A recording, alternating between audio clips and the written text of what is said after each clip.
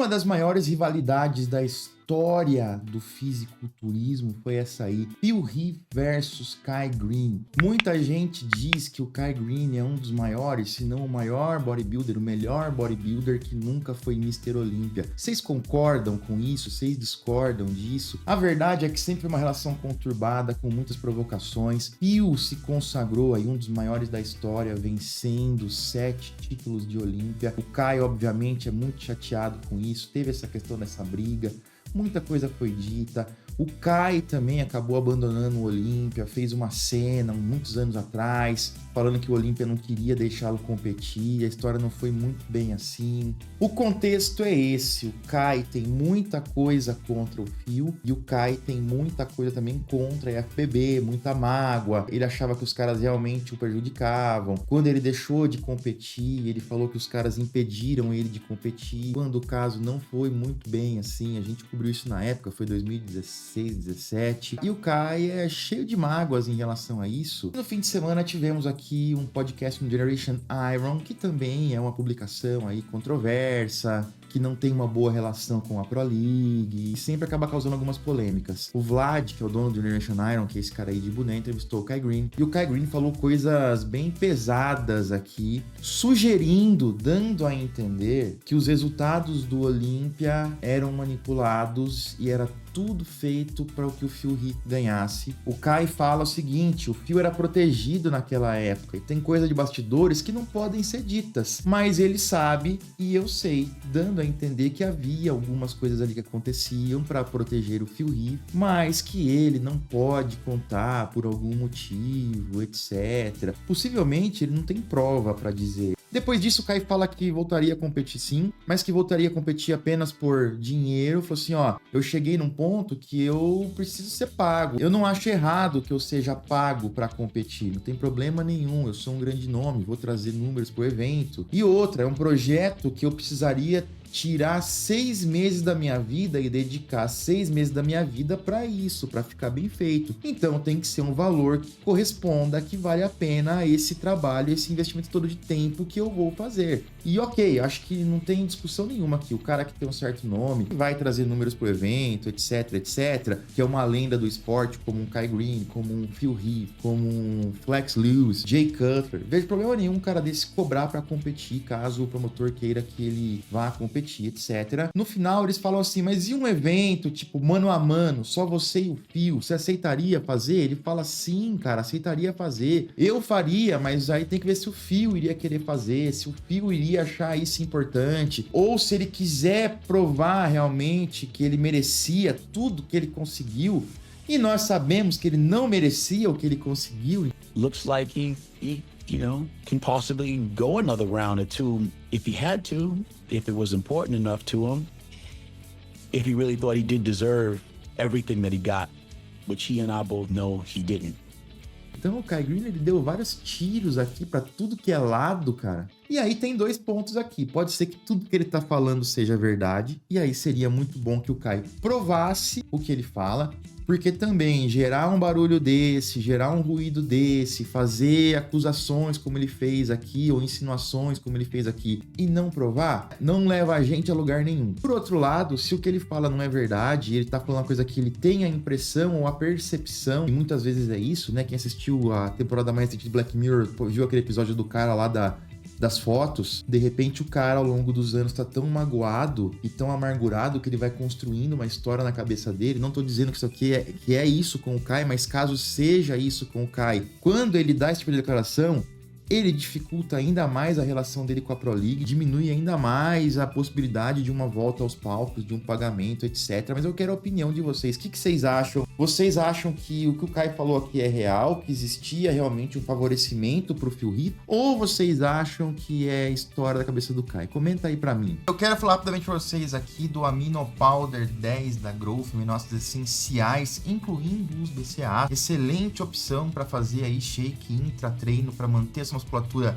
nutrida, e um bom aporte de aminoácidos essenciais aí no timing correto vai amplificar sua resposta hipertrófica, além de propiciar aminoácidos que são aí os blocos primordiais da construção e hipertrofia muscular. E como sempre, né, pessoal, Aminopolaresa Growth, custo-benefício maravilhoso, extrema qualidade. Corre lá agora então no giassuprimentos.com.br, garante o seu. Meu sabor preferido é o de limão. E não esquece o meu cupom, o cupom Chaim, para fortalecer o projeto. Quando você comprar na Growth, usa o cupom Chaim, você está apoiando quem apoia demais aqui o canal para continuar produzindo conteúdo de qualidade para vocês. Isso aqui não é história da nossa cabeça, olha só, isso aqui é o Berostabani, iraniano, muito bom, qualidade de físico excepcional, já competiu no Brasil, ganhou aqui, cara, gente boa, decente, excelente atleta que trabalha pra caramba. O Milos é o coach dele também, grande pessoa, o Milos aí. Nesse podcast com o coach Abdullah e com o Dennis James, o Milos fala um pouco mais sobre o visto.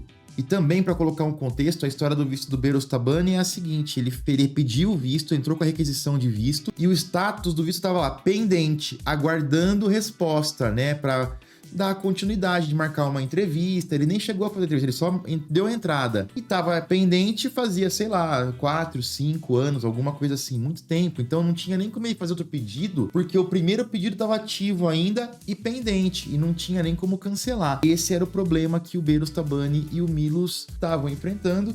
Nesse momento, o Milos fala que foi respondido ali o pedido de visto para o Berostabani e que eles estão trabalhando agora o mais rápido possível para conseguir toda a documentação necessária para que ele tenha um visto aprovado, porque possivelmente é um pedido assim como o Hadi Chopin tem. Você que já viu, que já foi para os Estados Unidos, ou conhece alguém que já foi para os Estados Unidos, geralmente se consegue um visto de turismo e ou negócios, né? O B1, B2, que é um visto relativamente simples de se conseguir, hoje tem a duração de 10 anos, etc, etc. Mas para caras que moram no Irã, por exemplo, que não tem ali uma boa relação com os Estados Unidos, tem entrada totalmente dificultada, eles acabam conseguindo apenas vistos temporários. O Hadi Chopin consegue visto ali de 3 semanas, ele tem que falar assim, ó, vou entrar dia 1, vou sair dia 22. A hora que ele sai, o visto expira e aí depois, para voltar, ele tem que fazer tudo de novo, fazer outro pedido, outro processo, etc. Possivelmente é o que vai acontecer com o Berostabani. Possivelmente agora o Beros, sendo patrocinado pela Panata, que é uma empresa italiana, que tem negócios nos Estados Unidos, etc, etc. Pode ser que agora ele tenha um padrinho, que ele tenha uma documentação mais forte que prove que ele não vai querer ficar nos Estados Unidos, alguma coisa assim. Então isso é muito legal, só que pra gente pode ser uma notícia preocupante,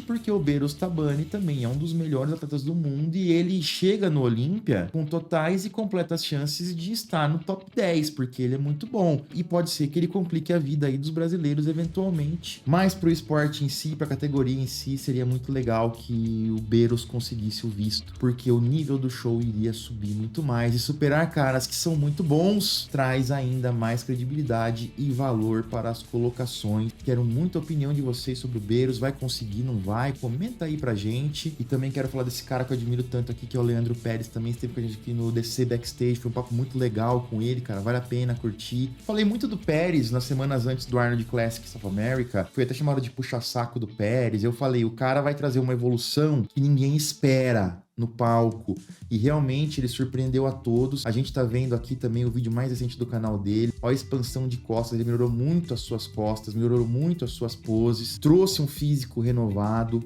O Gudivito é um Open excelente e ganhou o campeonato ali indiscutivelmente, mas o Pérez não fez feio frente a ele. Alguma coisa não aconteceu como esperado na finalização, então o Pérez aparentemente ali nas prévias principalmente trouxe uma camada de líquido, mas eu posso afirmar pra vocês, eu vi os dois pessoalmente, eu vi os dois no backstage, consegui ali ficar bem perto dos dois. Infelizmente não tive a chance de conversar com o Pérez ali, mas eu posso afirmar pra vocês, o cara tá monstruoso, extremamente impressionante. Lembrando que eu já estive em backstage de Olímpia também, quando eu fiz o pay-per-view, quando eu fui um dos hosts oficiais do pay-per-view. Tenho uma noção excelente dos Opens profissionais e de maneira geral. E posso falar pra vocês, cara, o que eu vi no backstage ali do Pérez me impressionou muito e mostra realmente o potencial que esse cara tem. Vai pro Pittsburgh agora também, é algo complicadíssimo, um show com muitos nomes, muitas estrelas, mas vai ser um show importante para que ele possa ficar perto de alguns dos maiores nomes do mundo e que possa estar ali no mesmo confronto, quem sabe, com eles, para mostrar a qualidade de seu físico e ser ainda mais falado no exterior. Eu acho que isso vai ser muito importante, e tendo tido aquela experiência de finalização no Arnold South America, possivelmente a finalização do Pittsburgh será muito melhor e mais eficiente, a gente torce muito por isso. Muito bom ver que a gente tá conseguindo aí uns opens bizarros como ele, finalmente, que a gente vai ter aí alguns, não apenas um ou dois, mas alguns grandes nomes na Open da Pro League, indo muito bem em shows esse ano aí, nos anos seguintes também. Parabéns aí pro Pérez, quero muito a sua opinião, comenta aí pra mim o que a gente pode esperar do Pérez pra esse ano. A minha sugestão é, fica de olho nele, porque eu acho que tem muito mais coisa boa pra vir ainda. Vou ficando por aqui, já já eu volto com mais vídeos pra vocês, valeu!